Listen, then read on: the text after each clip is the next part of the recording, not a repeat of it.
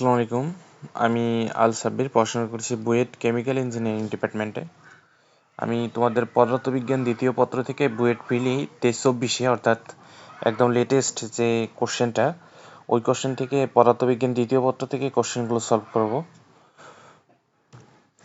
তো ম্যাথটা এসেছিলো, সেটা হচ্ছে একটা তেজস্ক্রিয় পদার্থের অর্ধায়ু দেওয়া আছে 1.8 ঘন্টা, 5.4 ঘন্টা পর অবশিষ্ট থাকবে কত অংশ। তো নর্মালি তোমরা সূত্রটা জানো, সেটা হচ্ছে n is equal n naught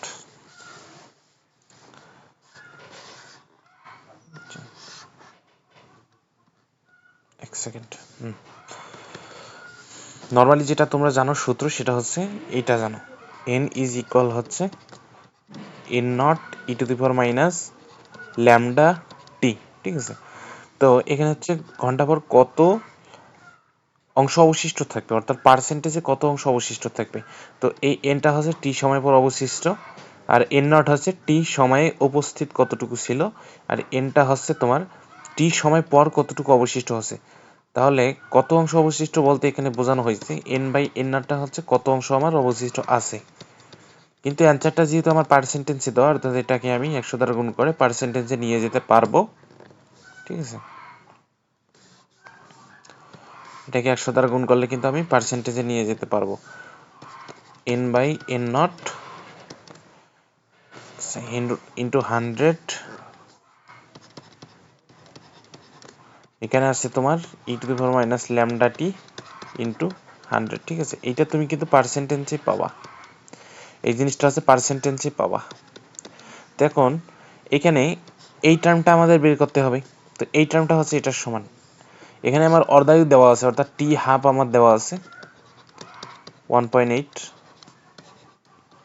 আছে। ঠিক আছে, এত ঘন্টা দেওয়া আছে, টি দেওয়া আছে আমার 5.4 আবার।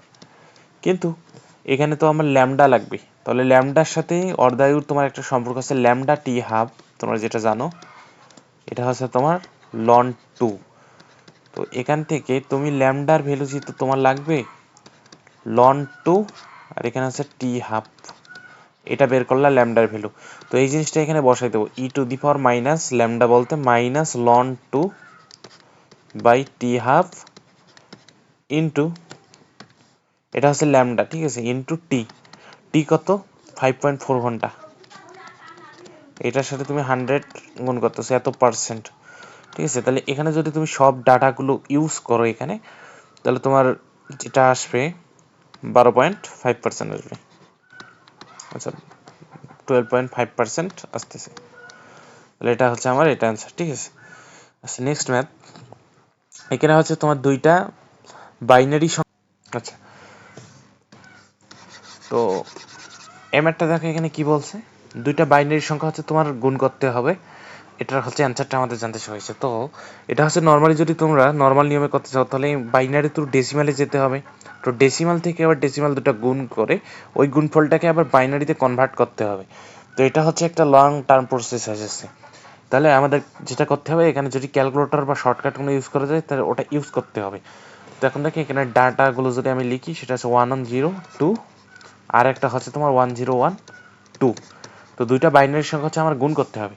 তো আমি এটা হচ্ছে ক্যালকুলেটর ইউজ করে করব। তো দেখো এটা হচ্ছে আমার একটা 991 ক্যালকুলেটরটা এখানে। তো এখান থেকে তোমার বাইনারি মোডে যাওয়ার জন্য কি করতে হবে, এই যে এখানে 3 নাম্বার দেখো, এটা হচ্ছে 1 2 3, 3 2 8 10 16 এই টাইপের কিছু লেখা আছে, এগুলো মূলত বেস ইন্ডিকেটর। ঠিক আছে, তো আমি ওই জায়গাটায় যাব, ওইটা সিলেক্ট করলাম। তো এরপর হচ্ছে দেখো আমার ডেসিমাল লেখা আছে, মানে ক্যালকুলেটরটা এই মুহূর্তে ডেসিমালে আছে। আমি যে ক্যালকুলেশনগুলো করব এগুলো হচ্ছে ডেসিমালে হবে, কিন্তু আমার লাগবে বাইনারি, যেহেতু আমার কোশ্চেনে বাইনারি দেওয়া। তো এই যে এইখানে দেখো, এখানে এই যে নিচের দিকে লগের যে ফাংশনটা আছে, এখানে নীল করে উপরে ডান দিকে তোমার বাইনারি লেখা আছে। তো এইখানে আমি ক্লিক করলে আমার এটা চেঞ্জ হয়, বাইনারিতে হয়ে যাবে, অর্থাৎ ক্যালকুলেটরটা এখন আমি যাই ক্যালকুলেশন করব এটা হচ্ছে তোমার বাইনারি মোডে ক্যালকুলেশন হবে। তো এখন আমি যেটা কাজ করব, যে ডাটাগুলো লিখছিলাম সেটা হচ্ছে 110 ইন্টু কত বলো তো, 110 ইন্টু এটা হচ্ছে 101। তো এই যে এইটা যখন আমি ইকুয়াল দিচ্ছি যে কয়টা দেখো তো, এই লাস্ট যে এই টার্মটা আছে, এই টার্মটা কিন্তু তোমার এই যে এখানে যে টার্মটা আছে এখান থেকে শুরু করে এই টার্মটা হচ্ছে আমার বলো তো অ্যান্সার। ঠিক আছে, তাহলে 4টা 1 0, তাহলে অ্যান্সার আমার 4টা 1 0। তাহলে এটা যদি আমি গুণ করি এটা আমার আসবে 4টা 1 0 আসবে। ঠিক আছে, 4টা 1 0 2, এই যে এটা। আচ্ছা চলো নেক্সট ম্যাথ আমরা দেখি কি বলছে দেখো তো। একটা ফিশনে, একটি ফিশনে 200 মেগা ইলেকট্রোভোল্ট শক্তি তৈরি হয়। 1000 মেগাওয়াট ক্ষমতা লাভ করার জন্য সেকেন্ডে কয়টি ফিশন হতে হবে? তো দেখো পি ইজ ইকুয়াল, তোমরা জানো পি ইজ ইকুয়াল হচ্ছে ডাব্লিউ বাই টি। ঠিক আছে, তো মেগাওয়াট ক্ষমতা আমাদের বলে দিছে কত মেগাওয়াট দেখো তো, 1000 মেগাওয়াট, তাই না? আচ্ছা কি লিখলাম, 10,000 লিখে ফেলছি। 1000 মেগাওয়াট, 1000 মেগাওয়াট। তো এইটা মেগাওয়াটে ছিল, তাহলে এটাকে যদি আমি ওয়াটে কনভার্ট করি তাহলে 10⁶ দ্বারা গুণ করা লাগতেছে। এটা হচ্ছে আমার ওয়াটে কনভার্ট হয়েছে। ঠিক আছে, সেকেন্ডে কয়টি ফিউশন হতে হবে বলো তো, সেকেন্ডে কয়টি ফিউশন হতে হবে? তো আমি টি ইকুয়াল হচ্ছে তোমার 1 সেকেন্ড, আমি 1 বসালাম। ডাব্লিউ হচ্ছে একটি ফিউশনে 200 মেগা ইলেকট্রোভোল্ট শক্তি তৈরি হয়। এই কথাটার মানে হচ্ছে যে তোমার একটা ফিউশন বলতে বোঝাচ্ছি একটা ক্ষয়। ঠিক আছে, একটা পরমাণুর ক্ষয়, একটা ফিউশন বলতে একটা পরমাণুর ক্ষয় বোঝাচ্ছে। তাহলে একটা ফিউশনে তোমার 200 মেগা ইলেকট্রোভোল্ট শক্তি তৈরি হয়। তাহলে আমি ধরলাম এখানে আমার এন সংখ্যক ফিউশন হবে, এন সংখ্যক ফিউশন হবে। তো N into 200 mega electronvolt, 200 mega electronvolt দেখো, আর 200 মেগা ইলেকট্রোভোল্ট হচ্ছে তোমার 1 মেগা ইলেকট্রোভোল্ট হচ্ছে 10⁶ ইলেকট্রোভোল্ট ইন্টু 10⁶ ইলেকট্রোভোল্ট। এটা তোমার ইলেকট্রোভোল্টে এসেছে। আবার ইলেকট্রোভোল্ট থেকে তো যদি তোমরা জুলে যাও তাহলে তোমার যেটা হচ্ছে 1.6 ইন্টু 10⁻19 জুল। তাহলে উপরে তোমার আসতেছে জুল, নিচে আসতেছে সেকেন্ড। জুল পার সেকেন্ডটা তোমার আসতেছে ওয়াট। আবার এটা আমি ওয়াটে অলরেডি কনভার্ট করেছি, আমি ইউনিটগুলো সব বাদ দিয়ে দিতে পারি। তাহলে এখান থেকে কি তুমি এন এর মান ক্যালকুলেট করতে পারবে না? এখান থেকে তুমি এন যেটা পাবা, এন আসবে তোমার এখান থেকে 3.125, 3.125 ইন্টু 10⁻19 ইন্টু 10⁻19 টি। ঠিক আছে, অর্থাৎ এনের ভ্যালু তুমি ক্যালকুলেট করতে পেরেছো এটা। আচ্ছা নেক্সট ম্যাথ আমরা দেখি।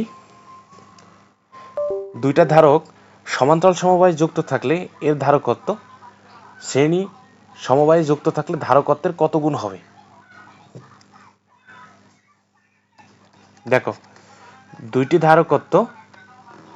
ধারক সমান্তরাল সমবায়ে যদি যুক্ত থাকে, দুইটা ধারক সমান্তরাল সমবায়ে যুক্ত আছে, তো তোমরা জানো ধারকের যে ক্যালকুলেশন এটা হচ্ছে তোমার রোধের বিপরীত। অর্থাৎ কি বললাম, এটা সমান্তরাল বলছে না, সমান্তরাল। দুইটা ধারক সমান্তরালে যুক্ত আছে, তো এই যে, তো এটা হচ্ছে তোমরা জানো যে ধারকের যে কম্বাইনেশনটা আছে এটা হচ্ছে তোমার রোধের কম্বাইনেশনের বিপরীত। আমরা ক্যালকুলেশন করার সময় এটা বিবেচনা করব, অর্থাৎ ক্যালকুলেশনটাই তোমার ওই ফর্মুলাটা ওইভাবেই আসতেছে। তো এই দুইটা তুল্য ধারকত্ব কত? এ আর বি প্রান্তের মধ্যে তুল্য ধারকত্ব হবে তোমার সি প্লাস সি অর্থাৎ 2c, সি প্লাস সি অর্থাৎ 2c। মানে এটা হচ্ছে ধারক এখানে প্যারালালি আছে, কিন্তু যদি রোধ প্যারালালি থাকতো আমরা যেভাবে করতাম, ধারক হচ্ছে প্যারালালি থাকলে তোমার রোধ সিরিজে থাকলে যেরকম হবে ওরকম করা লাগবে। আর ধারক যদি তোমার সিরিজে থাকে তাহলে রোধ প্যারালালি থাকলে আমরা যে সূত্র ইউজ করতাম ওই সূত্র দিয়ে করতে হবে। তো এটা গেল। আবার এটা ধরো এ, আর একটা ধারক আছে তোমার শ্রেণীতে আছে, এটা হচ্ছে ধরলাম শ্রেণীতে আছে সি সি, এটা হচ্ছে বি। তো এইটার ধারকত্ব কত হবে বলো তো? এইটার ধারকত্ব হবে c/2। তোমরা জানো C inverse plus C inverse তার উপর ইনভার্স, তাহলে এটা হচ্ছে তোমার c/2। ঠিক আছে, এটা হচ্ছে তোমার c/2। এখন আমাকে কি বলছে, যুক্ত থাকলে ধারকত্বের কত গুণ হবে? এর ধারকত্ব, দুটি ধারক সমান্তরালে যুক্ত থাকলে এর ধারকত্ব শ্রেণী সমবায়ে যুক্ত থাকলে তার ধারকত্বের কত গুণ হবে? দুইটি ধারক সমান্তরাল সমবায়ে যুক্ত থাকলে এর ধারকত্ব শ্রেণী সমবায়ে যুক্ত থাকলে ধারকত্বের কত গুণ হবে? তাহলে এটা কি করতে হবে বলতো, 2c-টাকে আমরা c/2 দ্বারা ভাগ দিব। অর্থাৎ এখানে হচ্ছে যে এই শ্রেণী সমবায় যা আছে তার আসলে কত গুণ এই 2c-টা সেটা বের করতে হচ্ছে। মানে এখানে কাহিনী হচ্ছে সমান্তরাল সমবায় যে যুক্ত আছে, প্রথমে যেটা সমান্তরাল সমবায় যুক্ত আছে এই জিনিসটা শ্রেণী সমবায়ে যুক্ত করলে তার কত গুণ। তাহলে দেখো তো এখান থেকে তোমার 4 আসে না, 4 গুণ, তাহলে অ্যান্সার হবে তোমার এখানে 4 গুণ। ঠিক আছে, অ্যান্সার হবে 4 গুণ। আচ্ছা, কোন পদার্থে উষ্ণতা সহগ ঋণাত্মক? তোমরা জানো যে সেমিকন্ডাক্টরগুলো তোমার হচ্ছে উষ্ণতা সহগ হচ্ছে ঋণাত্মক। ঠিক আছে, সেমিকন্ডাক্টর বলতে কোনগুলো ভাই? সিলিকন, জার্মেনিয়াম, ঠিক আছে, ওই টাইপ জিনিসগুলো। তাহলে এখানে তোমার সিলিকন আছে। তারপর দেখো 2.3 ইলেকট্রোভোল্ট কার্যপেক্ষক বিশিষ্ট ধাতুতে 3000 অ্যাংস্ট্রম তরঙ্গদৈর্ঘ্যের আলো আপতিত হলে নির্গত ইলেকট্রনের সর্বোচ্চ গতিশক্তি কত? তো এই ম্যাথটা তোমরা কিভাবে করবা? এটা হচ্ছে, তোমরা জানো এটা হচ্ছে ফলো ইলেকট্রিক ইফেক্টের একটা ম্যাথ। সেটা হচ্ছে, সূত্রটা যদি তুমি চিন্তা করো, ই ইজ ইকুয়াল হচ্ছে 5 প্লাস ইকে, তাই না? অর্থাৎ এখানে ধরো এইটা হচ্ছে আমার একটা পাথ, তো এই পাথে আমি কিছু আলো নিক্ষেপ করতেছি, মানে আলটিমেটলি আমি ফোটন নিক্ষেপ করতেছি। আলো নিক্ষেপ করতেছি মানে আলটিমেটলি আমি ফোটন নিক্ষেপ করতেছি, ফোটন নিক্ষেপ করতেছি। তো এই ফোটন, এটা ধরো তোমার কোনো পাথ, ঠিক আছে, যে কোনো পাথ হইতে পারে। তো এইটা হচ্ছে পাথ। তো এখানে তোমার ইলেকট্রন আছে, ইলেকট্রনগুলো যে আছে, তো এই যে ফোটন, এখানে তোমার ধরো ল্যামডা তোমার তরঙ্গদৈর্ঘ্য নিয়ে আসতেছে, তাহলে এখানে তোমার যে ফোটনের যে এনার্জিটা আছে, পার ফোটনের এনার্জি ইউ1 দ্বারা আমি বোঝাচ্ছি hc by lambda 1, hc by lambda 1 এনার্জির ফোটন আসতেছে। সেই ফোটন এখানে আসার পর কিছু একটা নির্দিষ্ট সময় পর্যন্ত ইলেকট্রন কিন্তু এখানে শিফটিং হবে না, এখানে ইলেকট্রন শিফটিং কিন্তু হবে না একটা নির্দিষ্ট এনার্জি পর্যন্ত। অর্থাৎ ওই এনার্জিটা হচ্ছে এখানে যে ইলেকট্রন, যে এখানে তোমার যে কম্বাইন্ড অবস্থায় আছে ইলেকট্রন, এখানে তোমার ধরো একটা স্টেবল অবস্থায় আছে, ঠিক আছে, একটা বন্ডিং অবস্থায় আছে, এই ইলেকট্রনটাকে ওখান থেকে বের করে আনতে পারতেছে না। ঠিক আছে, ধরলাম ইলেকট্রন এখানে তোমার এই পাতের মধ্যে 10 জুল এনার্জি নিয়ে আবদ্ধ আছে। তো আমি যদি এখানে 5 জুল এনার্জি দেই, তাহলে কিন্তু ইলেকট্রনটাকে আমি বের করে আনতে পারবো না। আমাকে যেটা কাজ করতে হবে, 12 জুল বা 13 জুল, 10-এর থেকে বড় যে কোনো একটা শক্তি দিতে হবে। তাহলে ওই এনার্জিটুকু তোমার 10 জুল এনার্জি, এই 10 জুল এনার্জিকে তোমার কি করতে যাবে, নালিফাই করবে 10 জুল, আর বাকি যে এনার্জিটুকু থাকতেছে ওই এনার্জিটুকু হচ্ছে তোমার ইলেকট্রনকে গতিশক্তি দিবে। তোমরা যারা ফটো ইলেকট্রিক ইফেক্ট পড়েছো তাও তারা আশা করি জানো। তো এই হচ্ছে কাহিনী, আমি জাস্ট এটা ডাটাতে দিলাম বোঝানোর খাতিরে। তো ফোটন হচ্ছে এখানে আসবে নির্দিষ্ট একটা এনার্জি পর্যন্ত, অর্থাৎ এই ফাই এনার্জি পর্যন্ত আসলে ইলেকট্রনের বেগ থাকবে 0। এরপর ফাইয়ের থেকে যখন বেশি যাবে তখন হচ্ছে ইলেকট্রন হচ্ছে তোমার গতিশক্তি প্রাপ্ত হবে, আর সেই গতিশক্তিটাকে আমরা ইকে দ্বারা প্রকাশ করতেছি। তাহলে আমাদের যেটা বের করতেছি এইটা মূলত, এটা হচ্ছে ইকে ম্যাক্স।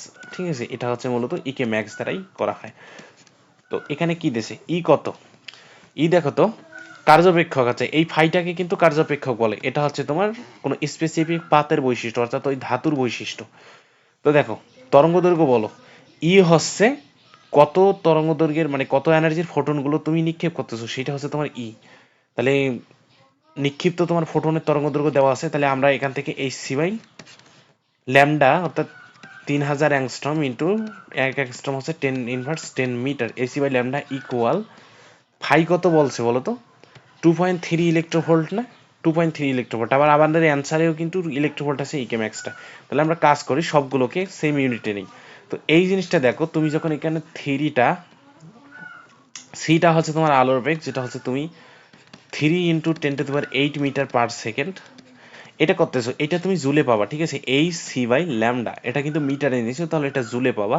তাহলে এটাকে যদি জুলে পাও, এই জুল থেকে তোমার ইলেকট্রোভোল্টে কনভার্ট করার জন্য কি করা লাগবে, 1.6 ইন্টু 10⁻19 জুল দ্বারা ভাগ দিলে তুমি এই জিনিসটাকে, টোটাল জিনিসটাকে ইলেকট্রোভোল্টে পাবা।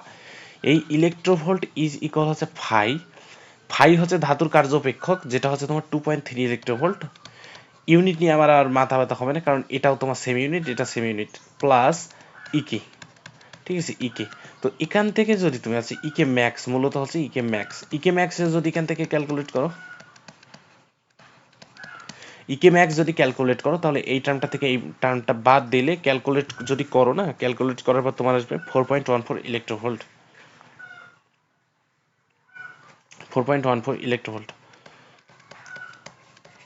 4.14 ইলেকট্রোভোল্ট। ঠিক আছে, আচ্ছা নেক্সট ম্যাথ দেখি। তাহলে এখানে কোথায় 4.14 বলো তো, এই যে এখানে দেখো, তাপগতিবিদ্যার প্রথম সূত্র কিসের মধ্যে সম্পর্ক তৈরি করে? এটা হচ্ছে তাপ ও কাজের মধ্যে সম্পর্ক তৈরি করে, যেটা তোমরা অলরেডি জানো এবং অনেকবার পড়েছো।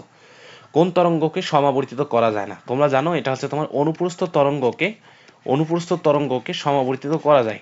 অনুপ্রস্থ তরঙ্গকে সমাবর্তন করা যায়। অনুপ্রস্থ তরঙ্গ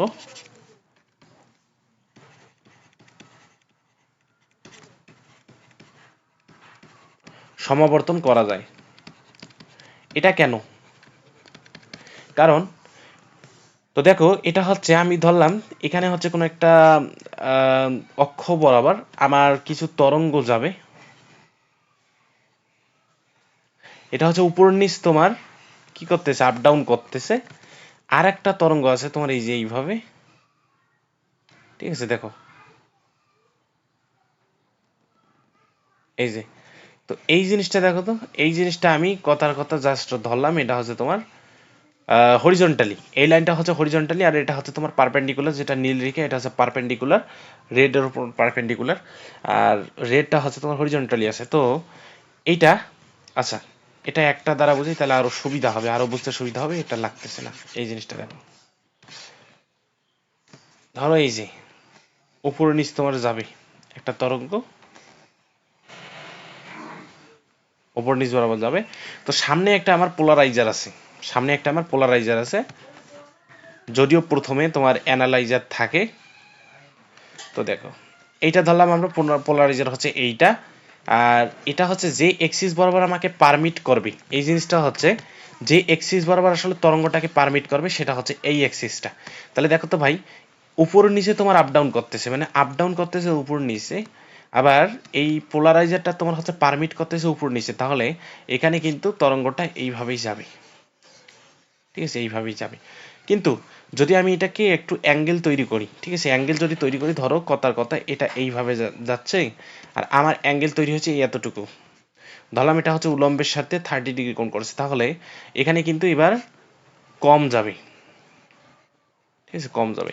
আবার যদি কোনো কারণে ধরো কম্পনের তোমার যে দিকটা সেটা হচ্ছে উপর নিচ, কিন্তু আমি যে পোলারাইজারটা ইউজ করেছি সেটা হচ্ছে ওইটার সাথে লম্ব, মানে ওর যে লম্ব বলতে ওইটা যে তোমার যেদিক দিয়ে প্রবাহিত হয়েছে সেইটার সাপেক্ষে লম্ব। তাহলে এই যে এটা,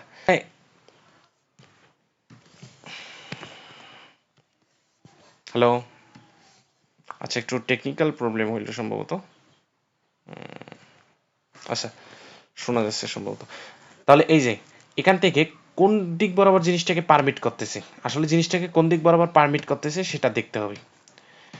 তো যখন হচ্ছে তোমার কম্পনের দিকটা হচ্ছে উপর নিচ, কিন্তু এখানে তোমার পোলারাইজারটা হচ্ছে ওইটার সাথে লম্বভাবে, কিন্তু তখন এখানে আমার কিন্তু রেজাল্ট হচ্ছে জিরো, ঠিক আছে? রেজাল্ট হচ্ছে জিরো। এখানে কি বলছে, কোন আলোকে সমাবর্তিত করা যায় না? কিন্তু কোনো আলো যদি তোমার এভাবে অনুদৈর্ঘ্য আলো হয়, এটা হচ্ছে অনুপ্রস্থ আলো নিয়ে বললাম আমি, কিন্তু আলোটা যদি তোমার অনুদৈর্ঘ্য হয়, অর্থাৎ যেমন শব্দ তরঙ্গ কিসের মাধ্যমে চলে? ঘনত্ব পরিবর্তনের মাধ্যমে চলে। ধরো এখানে প্রচন্ড ঘনত্ব তৈরি হয়েছে, তারপর দুম করে ঘনত্বটা এখানে তোমার বিস্তৃতি লাভ করবে, আবার এই জায়গায় মনে করো তোমার একটু ঘনত্ব হবে। এই যে তোমার সংকোচন প্রসারণের কারণে, অর্থাৎ এর যে চলার দিকটা, এর চলার দিকের সাথে প্যারালালি কিন্তু এর আসলে কম্পনের দিকটা, ঠিক আছে? চলার দিকের সাথে প্যারালালি কম্পনের দিক। তো এখানে হচ্ছে আমি কিন্তু পোলারাইজার ইউজ করে এটাকে আসলে কিছু তেমন কোনো চেঞ্জ আনতে পারবো না, ঠিক আছে? অর্থাৎ এইখানে তোমার অনুপ্রস্থ তরঙ্গে পোলার মানে অনুদৈর্ঘ্য তরঙ্গে পোলারাইজার তোমার কাজ করে না, ঠিক আছে? তাহলে এটা হচ্ছে তোমার শব্দ তরঙ্গ হবে, ঠিক আছে? আচ্ছা, 56 নম্বর কি বলেছে দেখো তো। একটা কার্ণচক্র প্রাথমিক 327 ডিগ্রি সেন্টিগ্রেড তাপমাত্রায় কাজ সম্পন্ন করে। প্রতিটি ধাপে সংকোচন ও প্রসারণের অনুপাত আছে 1:6। ফলে কার্ণচক্রের সর্বনিম্ন তাপমাত্রা এবং দক্ষতা নির্ণয় করো। আচ্ছা, এখানে কার্ণচক্রটা তোমার যদি ইয়া হয়, এখানে তোমার ধরো পি আছে, একটা হচ্ছে পি, এটা হচ্ছে ভি এর গ্রাফ। তো কার্ণচক্র প্রথমেই যেটা কাজ সেটা হচ্ছে এই পয়েন্টটা থেকে ধরলাম আমরা শুরু হয়েছে। তো এই পয়েন্টে প্রাথমিক বলছে, যেহেতু তাপমাত্রা বলে দিয়েছে 327 ডিগ্রি সেন্টিগ্রেড, ঠিক আছে? তো এখানে চাপ আমাদের বলে দেওয়া আছে, দেখো তো চাপ আমাদের বলে দেওয়া নয়, তাহলে আমরা চাপ ধরলাম P1। আয়তন আমাদের বলে দেওয়া নাই, আয়তন আমি ধরলাম V1, ঠিক আছে? তো প্রথম যেটা হয় সেটা হচ্ছে তোমার সমুষ্ণ প্রসারণ, তো আমি ধরলাম এটা হচ্ছে আমার সমুষ্ণ প্রসারণ, এটা হচ্ছে আমার সেকেন্ড পয়েন্ট। তো সমুষ্ণ প্রসারণ মানে তাপমাত্রাটা সেম থাকবে, অর্থাৎ এখানে 327 ডিগ্রি সেন্টিগ্রেড, এখানেও কিন্তু 327 ডিগ্রি সেন্টিগ্রেড, P1। আচ্ছা P1, এরপর হচ্ছে চাপ, কিন্তু সমুষ্ণ প্রসারণে কিন্তু চাপটা তোমার চেঞ্জ হয়ে যাবে, তো আমরা চাপ ধরলাম আমার P2 হচ্ছে চাপ। এবার কি বলছে বলো তো, কার্নোচক্রের প্রতিটি ধাপে সংকোচন ও প্রসারণের অনুপাত হচ্ছে 1:6। এই জিনিসটা কিন্তু খুব ইম্পর্টেন্ট, যে প্রতিটা স্টেপে তোমার যে কাজ ও আয়তনের যে ইয়াটা আছে, সরি, সংকোচন ও প্রসারণের যে অনুপাতটা আছে, সেই অনুপাতটা হচ্ছে 1:6। তাহলে দেখো তো এটা আমি কি বলছি, সমষ্ণ প্রসারণ, অর্থাৎ V1 থেকে প্রসারিত হবে, কিন্তু আমাকে আগেই বলছে 1:6 অনুপাতে প্রসারিত হতে হবে। তাহলে এই জায়গায় আমার যে ইয়াটা আসবে, এটা হচ্ছে আমার 6V1 আসবে। এরপর যেটা আসবে সেটা হচ্ছে আমার রুদ্ধতাপীয় প্রসারণ, যেটা একটু বেঁকে হবে এরকম, নতুন পয়েন্ট এটা আমি ধরলাম। তো এখানে হচ্ছে আমি টেম্পারেচার জানি না, অলরেডি আমি কোথাও টি ইউজ করি নাই, তাহলে এখানে হচ্ছে আমি টি ইউজ করব, T1টা ইউজ করি এখানে। আর চাপ চেঞ্জ হয়ে যাবে, চাপ হচ্ছে আমার P3, ঠিক আছে, চাপ হচ্ছে P3।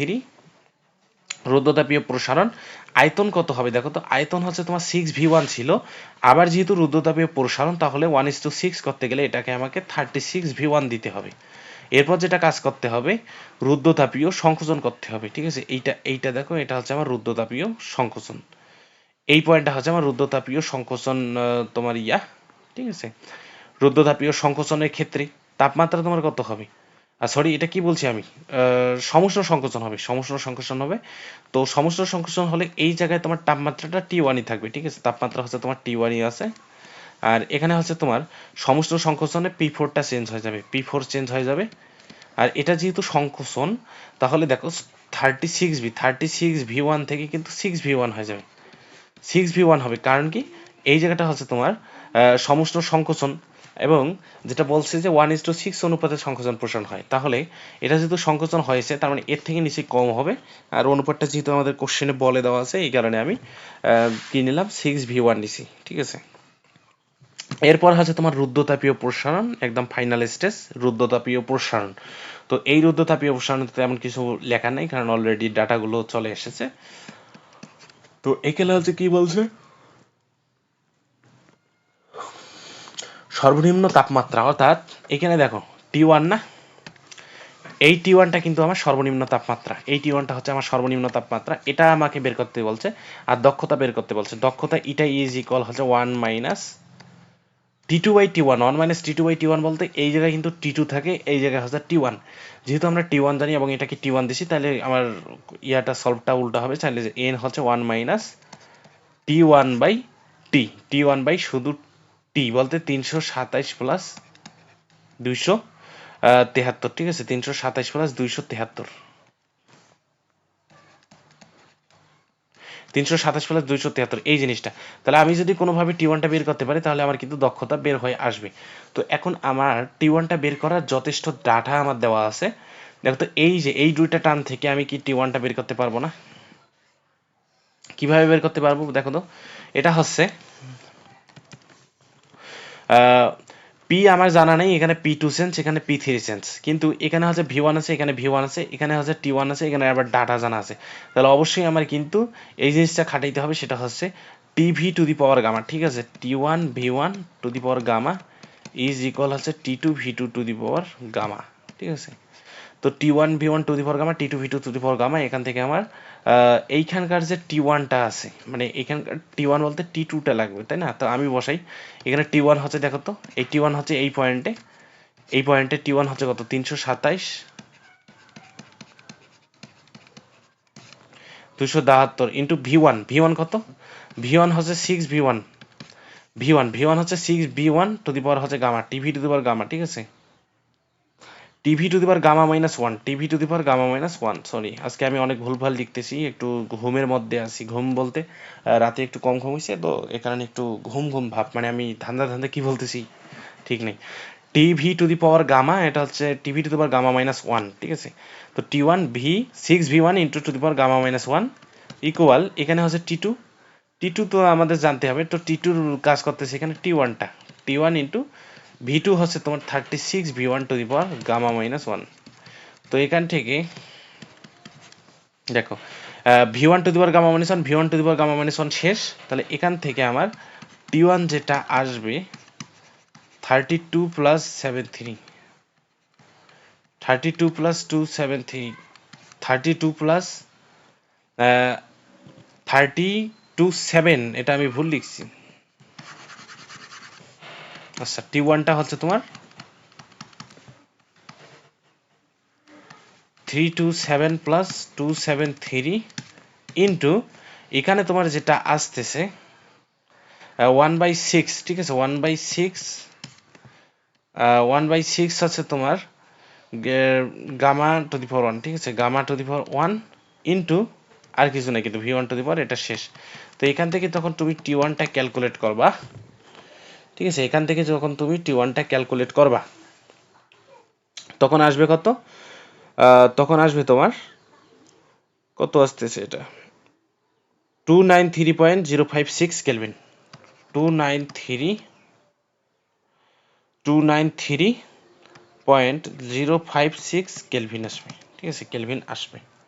আচ্ছা তাহলে এখানে 293.056 দেখো তো কোথায় আসে 293.056 এখানে আছে। তো এখানে একটা আছে আর একটা কোশ্চেনের সলভ হয়তো তুমি নিজেই বের করতে পারবা, কারণ এখানে তুমি বসাই দাও দেখো ইটার ভ্যালু এখানে হচ্ছে 1 মাইনাস t1 এর ভ্যালু হচ্ছে তোমার 293.0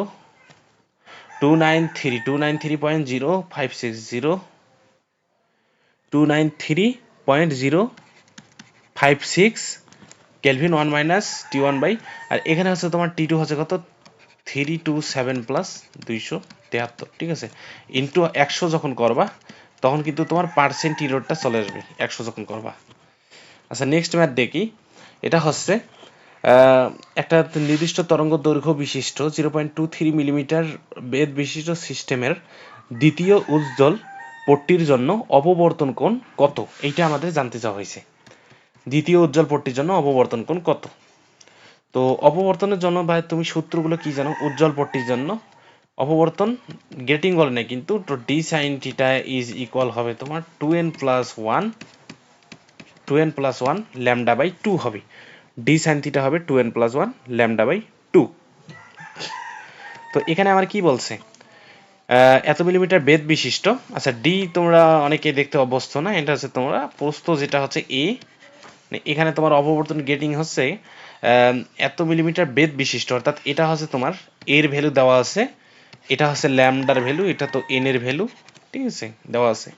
তো অপবর্তন কোণ জানতে চাওয়া হয়েছে অর্থাৎ আমার থিটা জানতে চাওয়া হয়েছে। তো আমি এখান থেকে যদি থিটা বের করি দেখো তো আর এরকম আসে না, আমি যদি থিটার জন্য একটা ফর্মুলা ড্রাইভ করি 2n+1 বাই এ, এখান থেকে তোমার এইটাতে আসতেছে সাইন ইনভার্স আসতেছে, এইটাতে সাইন ইনভার্স আসতেছে, তাহলে sign inverse 2n+1 2 into N এর ভ্যালু কত 2 2n+1 এখানে হচ্ছে ল্যামডার ভ্যালু দেওয়া আছে তোমার 5800 অ্যাংস্ট্রম, এক অ্যাংস্ট্রম হচ্ছে তোমার 10 মিটার বাই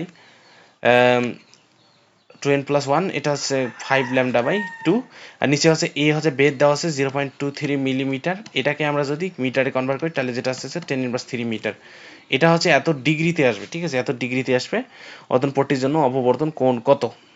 তাহলে এখান থেকে যদি তুমি এটা ক্যালকুলেট করলে তোমার 0.36 ডিগ্রি আসবে, 0.36 ডিগ্রি আসবে, 0.36 ডিগ্রি 0.36 ডিগ্রি আসবে। ট্রানজিস্টর পিট প্রবাহ 0.05 মিলি অ্যাম্পিয়ার এবং নিঃসারক প্রবাহ 0.85 মিলি অ্যাম্পিয়ার হলে প্রবাহ বিবর্ধক গুণক কত। আচ্ছা এটা হচ্ছে তোমার কমন বেস ট্রানজিস্টরের বৈশিষ্ট্যগুলো বলে দেওয়া আছে, বোঝা যাচ্ছে।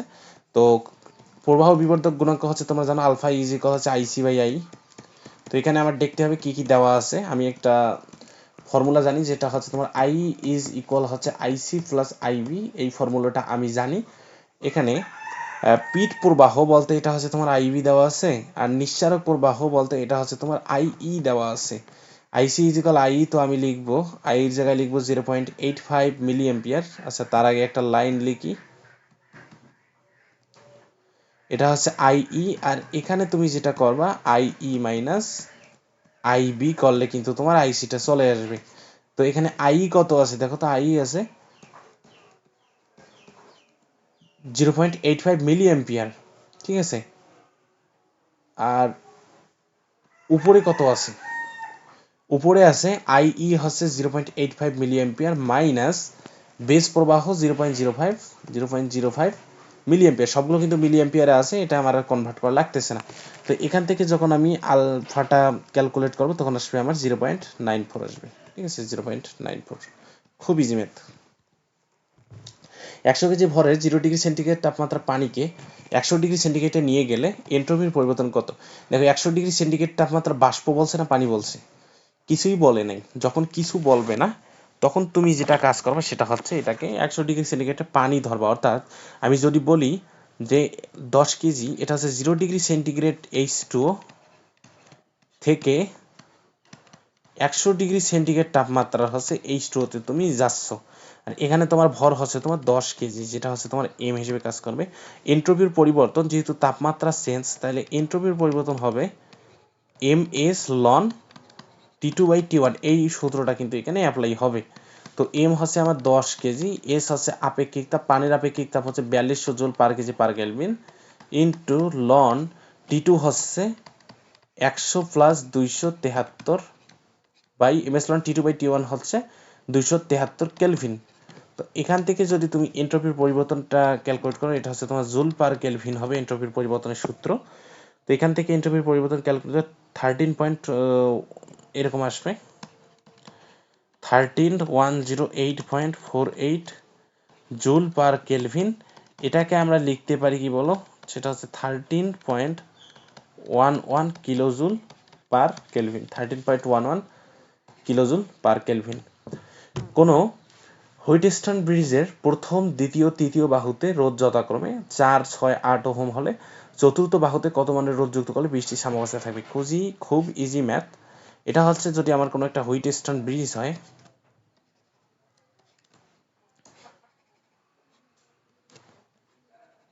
ঠিক আছে, এটা ধরো আমার হুইটস্টোন ব্রিজ। তো এখানে হচ্ছে আমার গ্যালভানোমিটার লাগানো। তো এটা হচ্ছে আমার হুইটস্টোন ব্রিজ, এটা হচ্ছে তোমার পি কিউ, নর্মালি যেটা করো আর এস। তো হুইটস্টোন ব্রিজের তোমরা ফর্মুলা থেকে এটা ড্রাইভ করেছো যে অনুপাতগুলো সমান থাকে, অর্থাৎ P by Q is equal হবে তোমার আর বাই এস হবে। তখন হচ্ছে এই কন্ডিশনটা মানলে আসলে মূলত এখানে কারেন্ট ফ্লো হবে না, এটার ভিতর দিয়ে আই হচ্ছে তোমার 0। ঠিক আছে, 0। তো এখন কি বলছে, এইটা কিন্তু প্রথম, অনেকে বলে প্রথম দ্বিতীয় কোনটা, এটা হচ্ছে প্রথম, এটা হচ্ছে দ্বিতীয়, এটা হচ্ছে তৃতীয়, আর এটা হচ্ছে আমার চতুর্থ। তো এখন বলছে কি হুইটস্টোন ব্রিজের প্রথম, দ্বিতীয়, তৃতীয় বাহুতে, হুইটস্টোন ব্রিজের প্রথম, দ্বিতীয়, তৃতীয় বাহুতে। তো প্রথম হচ্ছে এটা, প্রথমে আছে তোমার 4 ওহম আছে, দ্বিতীয়তে আছে তোমার 6 ওহম, আর তৃতীয়তে আছে তোমার 8 ওহম। তো কি বলছে, চতুর্থ বাহুতে অর্থাৎ এইখানে তুমি যদি এক্স মিশাও তাহলে এখানে কত ওহম মিশালে বৃষ্টি সাম্যাবস্থায় থাকবে? এখানে আমরা এই ফর্মুলাটা থেকে যদি পাই, এটা আছে তোমার 4/6 ইজ ইকুয়াল আসতেছে তোমার 8/x। তো এখান থেকে তোমার কি আসে দেখো তো, 2/3, আর এখান থেকে তুমি যেটা পাবা, তাহলে এক্স এর ক্যালকুলেশনটা করো। এক্স ইজ ইকুয়াল তোমার কত আসে, 6/4 ইন্টু 8। তাহলে এখান থেকে তোমার আসতেছে 12 ওহম। ঠিক আছে, এখান থেকে তুমি পাবা 12 ওহম পাবা। আচ্ছা,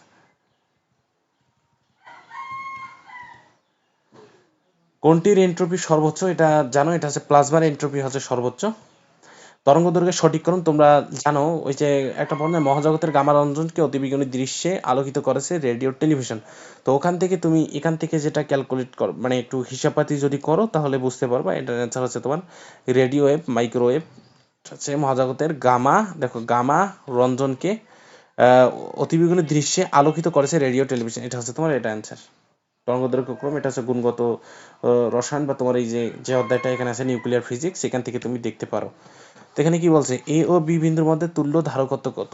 এ ও বি বিন্দুর মধ্যে তুল্য ধারকত্ব কত? তো ভাই এখানে হচ্ছে কি, আমি এ আর বি যদি একটু লিখি,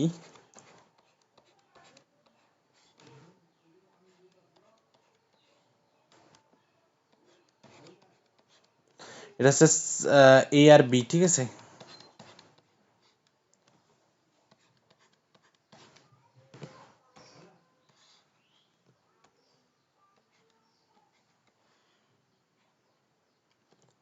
এ আর বি, এ হচ্ছে আমার এইখানে আর বি হচ্ছে আমার এইখানে। সি আর বি থেকে আমি বের করলাম। তাহলে দেখো প্রত্যেকটা, এটা হচ্ছে 4 মাইক্রোফ্যারাডে, আমি ইউনিটটা লিখতেছি না, এটা হচ্ছে 1 মাইক্রোফ্যারাডে, এটা হচ্ছে 4 মাইক্রোফ্যারাডে, এটা হচ্ছে 4 মাইক্রোফ্যারাডে, এটা হচ্ছে 2 মাইক্রোফ্যারাডে। তো ভাই এই জিনিসটা দেখো তো, 4 তোমার শ্রেণীতে আছে না? তো এই দুইটা যদি আমি যখন বাদ দিব, 4 শ্রেণীতে থাকলে, 4 শ্রেণীতে থাকলে ওটা হচ্ছে রোদের প্যারালালের মতো কাজ করবে, তাহলে আমি ওখান থেকে 2 মাইক্রোফ্যারাডে পাবো, ঠিক আছে, 2 মাইক্রোফ্যারাডে পাবো। তারপর দেখো তো, এই 4 আর 2 প্যারালালি আছে না, 4 আর 2, তো তোমরা জানো ক্যাপাসিটরের ক্ষেত্রে প্যারালালি থাকলে তুমি এটা কি করো, সেটা হচ্ছে 4 আর 2 যোগ করে দিয়ে টোটাল, অর্থাৎ রোদের ক্ষেত্রে যেটা শ্রেণীতে, সেটা হচ্ছে ক্যাপাসিটরের ক্ষেত্রে তোমার প্যারালালি কানেক্টেড থাকলে ওইটা আমরা অ্যাপ্লাই করি। তো এখানে হচ্ছে তোমার 6। তারপর দেখো 6 আর 4 তোমার কিসে আছে, 6 আর 4 শ্রেণীতে আছে না? তো এই দুইটা হচ্ছে রোদের বিপরীতেও, অর্থাৎ 6 আর 4 যদি আমরা নর্মালি যদি হিসাব করি, ঠিক আছে, নর্মালি যদি হিসাব করি, শ্রেণীতে থাকার কারণে যদি হিসাব করি, তাহলে 6 আর 4 কত আসবে, 6 × 4/10 যদি করি, ঠিক আছে, 24, অর্থাৎ এখানে তোমার আসতেছে 2.4 ওহম চলে আসতেছে, তোমরা ক্যালকুলেট করবা বাসায়। এরপর দেখো তো ভাইয়া, এইটা এইটা আর এইটা তোমার শ্রেণীতে আছে না, না প্যারালালি আছে না, এই প্রান্তে আর এই প্রান্তে প্যারালালি আছে। তো এরা যদি প্যারালালি থাকে, তাহলে আমি হচ্ছে এদের নর্মালি ইকুইভ্যালেন্টটা যেটা আছে নর্মালি যোগ করে দেবো, অর্থাৎ 2.4 + 1 3.4 + 2, যেটা হচ্ছে তোমার 5.4 মাইক্রোফ্যারাডে, 5.4 মাইক্রোফ্যারাডে, ঠিক আছে, এটা হচ্ছে তোমার 5.4 মাইক্রোফ্যারাডে। আচ্ছা, আমরা লাস্ট ম্যাচ চলে এসেছি। পৃথিবীতে একটা তেজস্ক্রিয় পদার্থের অবক্ষয় ধ্রুবক, অবক্ষয় ধ্রুবক বলতে হচ্ছে ল্যামডার ভ্যালু দেওয়া আছে, এটা হচ্ছে তোমার ল্যামডার ভ্যালু দেওয়া আছে। 0.93 বেগে চলমান মহাকাশযানের তেজস্ক্রিয় পদার্থটির অবক্ষয় ধ্রুবক কত হবে? তো ল্যামডা, তো এই ম্যাটটা দেখো, এটা হচ্ছে পৃথিবীতে একটা তেজস্ক্রিয় পদার্থের অবক্ষয় ধ্রুবক দেওয়া আছে, অর্থাৎ ল্যামডার ভ্যালু দেওয়া আছে 0.93 বেগে চলমান মহাকাশযানের তেজস্ক্রিয় পদার্থটির অবক্ষয় ধ্রুবক কত, অর্থাৎ তোমরা কি জানো সূত্রটা হচ্ছে তোমার এরকম না? সূত্রটা হচ্ছে ল্যামডা টি হাফ ইজিক্যাল হচ্ছে লন 2, ল্যামডা টি হাফ যদি তোমার দেওয়া হয়, ল্যামডা টি হাফ হচ্ছে তোমার লন 2। তো এখন তোমরা বলতে পারো যে এই বেগের সাথে আসলে ল্যামডার কি সম্পর্ক? তো ল্যামডাটা আসলে কি হয় এখান থেকে দেখো তো, ল্যামডা ইজিক্যাল হচ্ছে লন 2/টি হাফ না? তো এই মহাকাশে 0.93 বেগে চলে, তো তোমার টাইম ডিফারেন্স তৈরি হবে, ঠিক আছে, সময়ের আপেক্ষিকতার বিষয়টা চলে আসবে। তাহলে এখানে এই যে টিটা আছে, এটা তো একটা টাইম, তো এইটা চেঞ্জ হবে, তো এইটা চেঞ্জ হওয়ার কারণে কিন্তু এই ল্যামডাটাও কিন্তু চেঞ্জেবল, ঠিক আছে, মহাকাশে কিন্তু চেঞ্জ হয়ে যাবে, চেঞ্জেবল। তো নর্মালি পৃথিবীতে যদি থাকে, পৃথিবীতে হচ্ছে তোমার ল্যামডা কত দেওয়া আছে দেখো তো, পৃথিবীর যে ল্যামডাটা দেওয়া আছে ওইখান থেকে আমরা টি হাফটা বের করে নিই। আচ্ছা দেখো তো টি হাফ কত আসে, টি হাফ হচ্ছে তোমার লন 2/ল্যামডা, ঠিক আছে, তাহলে লন 2, নিচে হচ্ছে ল্যামডার ভ্যালু কত, এই যে দেওয়া আছে কিন্তু পৃথিবীর জন্য ওটা 4.02 × 10⁻⁴, এটা হচ্ছে তোমার ইয়ার, ঠিক আছে। তো এটা হচ্ছে তোমার টি হাফ আসতেছে, 1724 × 25 × 25 ইয়ার, ঠিক আছে। এরপর এখন নতুন যে কাজটা করতে হবে সেটা হচ্ছে, ধরো মহাকাশে তোমার এই অর্ধায়ুটা হয়ে গেছে, টি হাফ ড্যাশ হয়ে গেছে, টি হাফ ড্যাশ কী হবে বলো তো, টি হাফ বাই √1 - v² / c²। তো টি হাফ কত, 1724.25 ইয়ার, এইটা বাই √1 - দেখো v²/c² অর্থাৎ 0.9² হয়ে যাবে। এখান থেকে যদি ক্যালকুলেট করি, তাহলে এখান থেকে আসতেছে তোমার 39, অর্থাৎ কালটা দীর্ঘায়িত হবে 3955.7 ইয়ার, ঠিক আছে। এখন আমাকে ল্যামডা বের করতে হবে যে আসলে ল্যামডা কত। তাহলে এখন দেখো lambda dash T half dash is equal হচ্ছে লন 2, অর্থাৎ এটা হচ্ছে মহাকাশে। তাহলে এখান থেকে আমার ল্যামডা ড্যাশ হচ্ছে লন 2 বাই হচ্ছে এই যে টি হাফ ড্যাশ হচ্ছে 3955.7, এটা হচ্ছে তোমার ইয়ার ইনভার্স। তো এখান থেকে আমি যেটা পাবো সেটা হচ্ছে 1.7523 ইন্টু 10⁻⁴ ইয়ার ইনভার্স, এই যে এটা হচ্ছে আমার সলিউশন। এইটা হচ্ছে আমার সলিউশন, ঠিক আছে? তাহলে এটা 1.7, এই যে এটা কাছাকাছি আসতেছে। তো এই হচ্ছে তোমাদের বুয়েট প্রিলিতে ফিজিক্স সেকেন্ড পেপার থেকে আসা 23-24 কোশ্চেনগুলো। আজকে একটু ঘুম ঘুম ভাব থাকার কারণে আজকে কয়েকবার রিপিট করেছি, রিপিট করার পরও তোমার মানে জিনিসগুলো একটু বলতে সমস্যা হয়েছিল। আচ্ছা হোক, যেটা হচ্ছে তোমাদের যদি ক্লাসগুলো ভালো লেগে থাকে তাহলে তোমরা অবশ্যই চ্যানেলটা সাবস্ক্রাইব করবা, ফ্রেন্ডদের শেয়ার করবা, তারপর নেক্সট ভিডিও আমি দিব ইনশাল্লাহ। ঠিক আছে, ধন্যবাদ।